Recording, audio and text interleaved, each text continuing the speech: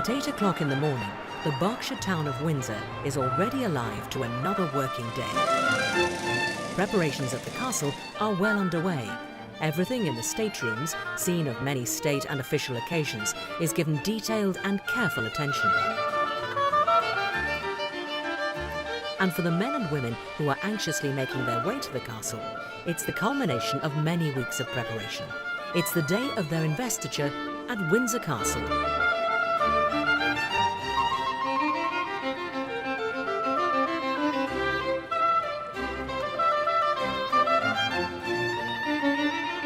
A short walk from Buckingham Palace at St James's Palace is the central chancery of the Orders of Knighthood. It's part of the Lord Chamberlain's office and is responsible for governing the Orders of Chivalry and maintaining the records of all appointments within each order. They also take the lead in organising investitures and the sending out of invitations, together with warrants signed by the King.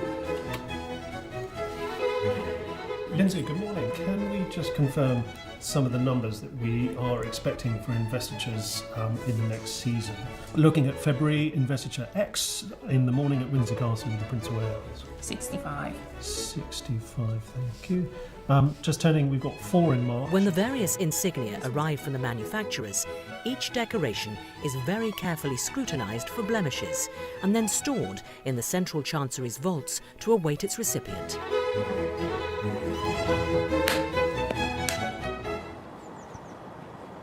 Only a select number of investitures are held at Windsor Castle each year, and recipients and their guests are treated to a sumptuous display of art and indeed history as they carefully make their way through this majestic building.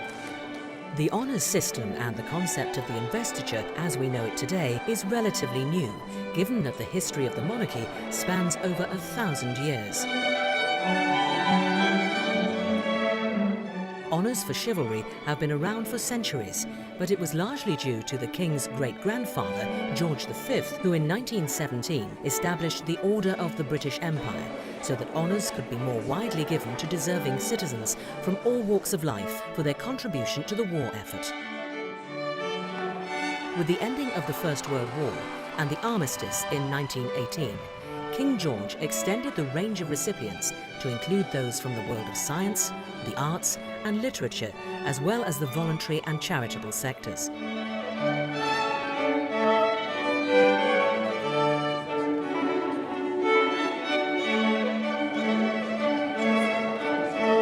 Many countries in the world today have honours and awards of one sort or another, but nowhere is the bestowing of titles and decorations performed in such splendid surroundings and with such grace, style and ceremony. Mr. Warrick Cleine for services to British trade and investment in Vietnam. I think one of the most important aspects of an investiture is to be able to reward in a suitable way the selfless service and dedication of so many of these remarkable people. People who've dedicated their lives in all sorts of sort of unseen areas.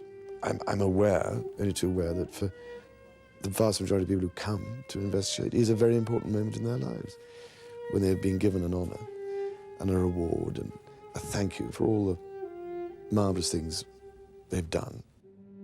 When talking with the recipients at these investitures, I'm reminded of all of the great things that they have done to earn their awards, the long service that they have given throughout their working lives, the considerable achievements they have reached, and the selfless commitments they have made to their communities. Those who have deserved recognition do get reached by the honour system, and I've met many of them in my travels around the UK and elsewhere.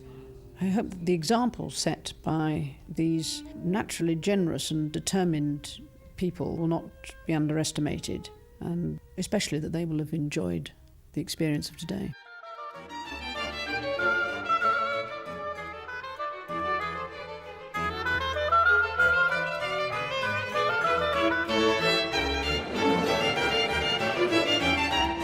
As today's investiture comes to an end, there can be little doubt that the day will have given lasting pride and pleasure to all.